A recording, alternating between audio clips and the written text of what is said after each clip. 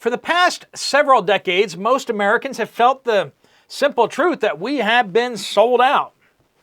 We've been sold out by politicians and the elites. We've been sold to big pharma. We've been sold out to big tech. We've been sold out to big banks. Everywhere we turn, we see more corruption, insider trading. We see all sorts of bad moves by bad actors. Not only that, but big money laundering, right? I mean, we've been put at the very last entry at the list. It's been a policy of America last. We've helped every single country under the planet, and yet nobody ever seems to help us. And that's the way the politicians have structured it. That's the way they've wanted things. That's how they launder all their money. Other countries have just gotten good deal after good deal after good deal. American workers have gotten it worst. Of course, it's the big CEO, C-suite type people inside the United States that make all the decisions, and they're the ones who reap the benefits of globalization. Well, we got the Prime Minister of Britain out there saying, globalization is over. Let me read the quote here. The world has changed. Globalization is over, and we are now in a new era. Globalization was the idea that you don't have to make everything in the United States. You don't have to make everything here. We can have someone over in Vietnam making our shirts. Cool. We can pay them this much, and they'll make a shirt just as well as somebody in Nebraska. Now, we've all learned that quality is not exactly what you'd hope it would be. The people in Vietnam and wherever else, they're cutting corners as fast as they can because every penny counts. But we also found that it means that the people in Nebraska don't have any work to do then. Everywhere else you go across the United States, you see factories that have been shut down, manufacturing that has been shut down. Globalization has been great for places like China. China, Vietnam, the developing world. Now, I know that things are rough in a lot of places in the world, but poverty around the world has been eradicated like nobody's business because of globalization. We've taken America's wealth and, to a lesser extent, European wealth, and we've spread it across the globe. Some people would call that, reparations or something like that. But globalization has leveled the playing field around the world. It's Americans and Europeans who are spending money. American consumers. And yet we've opened up American consumers to cheap goods from all around the world. People who make something in Zanzibar can sell it in the United States, and that's wonderful. And it does give consumers in the United States more options. But it has made it so that American workers have zero options. And the little truth there is that if you're not an American worker, you can't be an American consumer.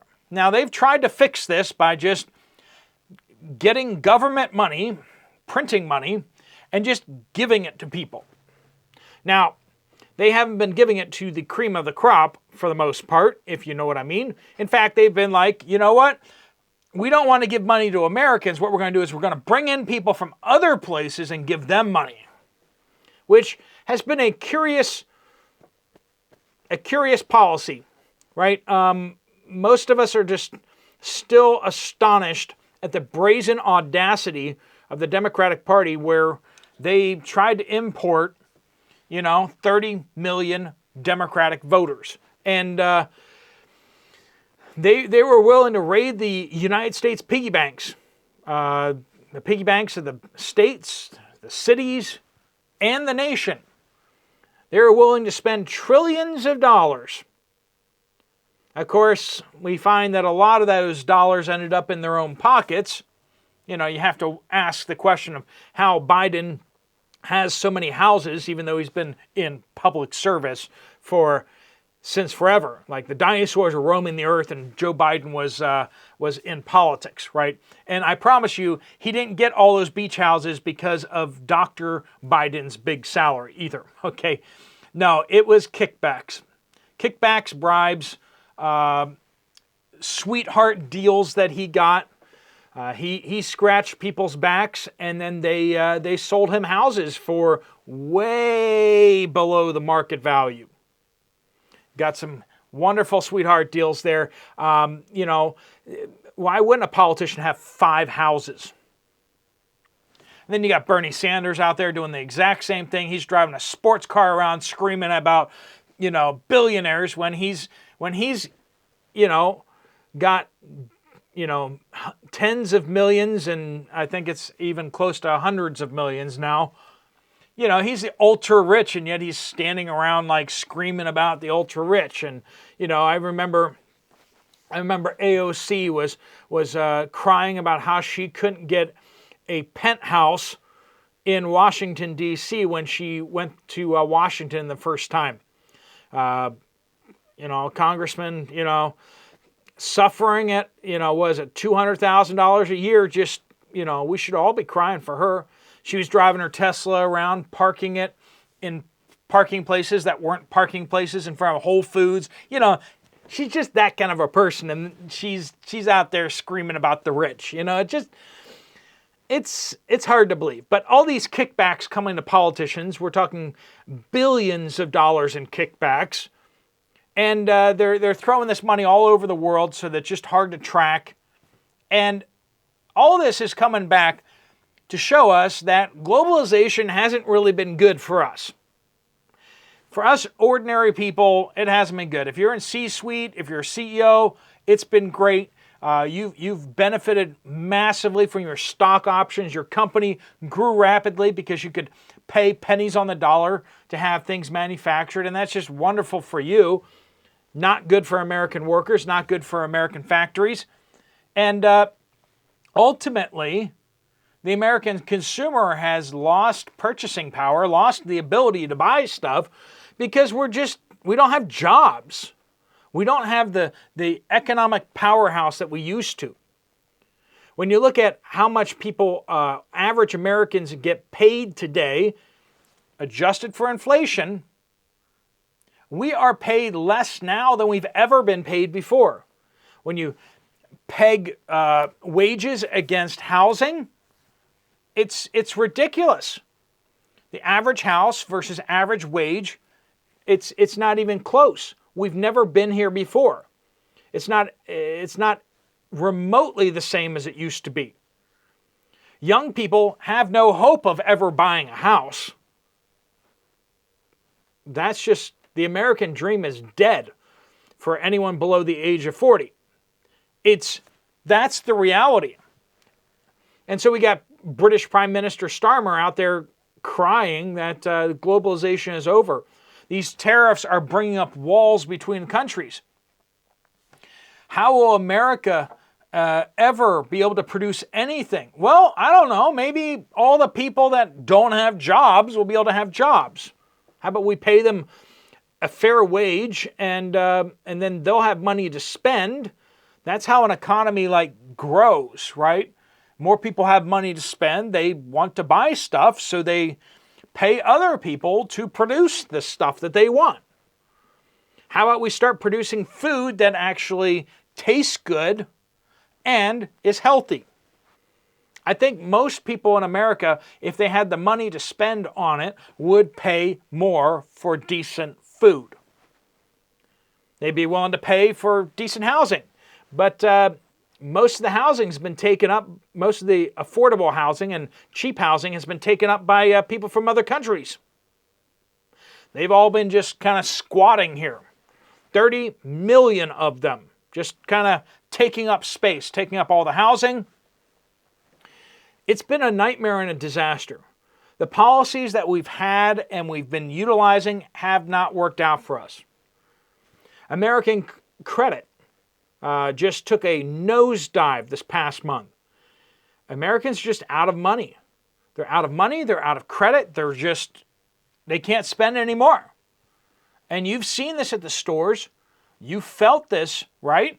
How many of you have picked something up, you're like, oh, I like this. I'm going to grab some of these. And you picked it up, you looked at the price, and you're just like, I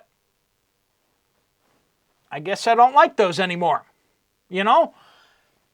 Have we done that in the past week? Yeah, I think we've all done that in the past week. We're like, I used to like buying these things. They're convenient, or they taste good, or whatever. And then you just look at the price and you can't afford it anymore. We're all struggling. We're all looking at these prices and just, it's a different world. You know, you look at things that used to be $1, and now it's like you feel like you're lucky that you found it for $2.50. And that's just from like a decade ago.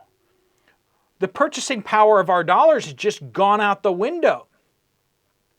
The policies, the inflation, there are consequences, and we're living those consequences right now. Now, the United States stock market has gotten punched in the face. And that's true, and there's a lot of pain out there, and you may be feeling some of that pain. But as President Trump said, it's worse for them. It's worse for the countries that have been ripping us off.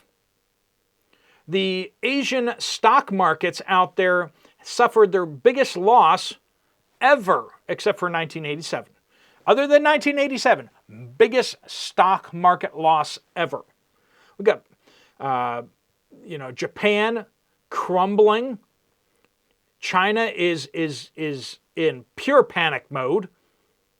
Vietnam, it was hours before they picked up the phone and started talking to the U.S. White House and being like, what can we do to make this go away? Like, just tell us how to make it go away. We'll drop all our tariffs down to zero. And honestly, I think that the issue of Vietnamese tariffs aren't going to be the real issue. The real issue is going to be that Chinese companies are using Vietnam as a backdoor into the United States. They're trying to avoid tariffs on China by shoving their goods through Vietnam. And I think that that's really what they're going to focus in on, is closing that back door, that only Vietnamese goods get to come in without tariffs.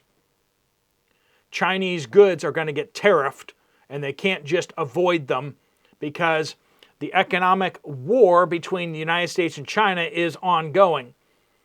China has been abusing the United States dramatically. How many Chinese people are in the United States? Millions. Somewhere around 10 million people who were born in China. Many of them still holding Chinese citizenship. Many of them are Chinese Communist Party members, which is a thing, that's a problem, that we have so many Chinese Communist members in the United States. How many Americans live in China? Very, very few. Now you may be like, well, that's because nobody wants to live in China. That's not true. That's not true. The reason why all the Americans have left China, well, the Wu flu, the policies that they slammed down on everybody because of the Wu flu made it almost impossible for foreigners to live there.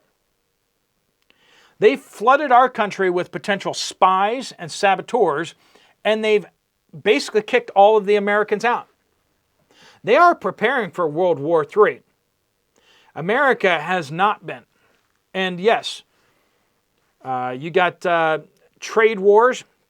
You have trade wars, you have tariff wars, and you have currency wars.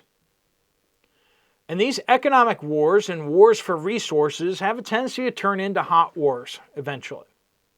We had a trade war with Japan where we were not allowing oil to be sent to Japan. We were using sanctions and such before World War II. That's one of the reasons why they had to invade some of the places they did, was because they're looking for oil. Major economic sanctions, major economic warfare often leads to hot wars. And that's where we are right now. We're fighting. We're fighting a political war right now. And if we can't come back from the brink, if we can't settle things, we're going to be fighting a hot war. And if you think that a tariff on Chinese goods is bad right now, you just wait until the Chinese close their entire economy because we go into actual war with them, where the United States stops importing everything from China. Like we don't import a single thing. We stop selling them everything. They stop selling us everything because our troops are shooting at each other on some beach somewhere around the world. Tariffs are helping us baby step towards self-sufficiency as a country. We need that self-sufficiency desperately. You need that self-sufficiency at your home, on your homestead, so that you can grow your own food, so that you can be prepared. And our country needs that self-sufficiency. So, honestly, these tariffs are taking us in the right direction. There's short-term pain here, but we need to manufacture things at home. How can we build all the tanks that we're going to need in World War III, all the missiles we need in World War III, if we're not making stuff here? What about all the warships we're going to need? We can't build our current level of production of warships. We're way behind schedule. We don't have enough manufacturers that can actually build ships in the United States. We don't have, they can't hire workers who actually have any idea how to build ships because we just don't build ships in the U.S. anymore. That's a big problem. China has been massively subsidizing and funding their massive shipbuilding works, and that's why they have over 150 times the shipbuilding capacity of the United States. Over 150. For every ship that the United States produce, China can produce 150. If that's not a problem, I don't know what is. And they're trying to do the same thing with aircraft. They're trying to figure out how to build aircraft. It's not going super great, but they're slowly making their ways towards actually replacing Boeing and Airbus with Chinese manufactured jetliners. That's the way they're moving. And they're trying to make progress on that. They want to own the production of cars. They're already the largest car producing country in the world. Car production lines can be turned into tank production lines and armored vehicle production lines. That's what we did in World War II.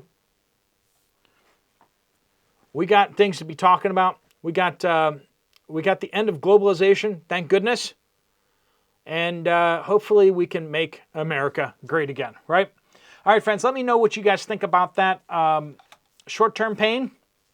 Is it going to be long-term gain? Is it a bad move? Good move? Do we really have hope of being able to resurrect the American economy back to the way it used to be in many ways? Let me know what you guys think down in the comments down below. All right, friends, thanks so much for watching. If you want to check out another video from this channel, there's one right up here. I'll see you over there, or I'll see you guys later. Steve Poplar of the Poplar Report out.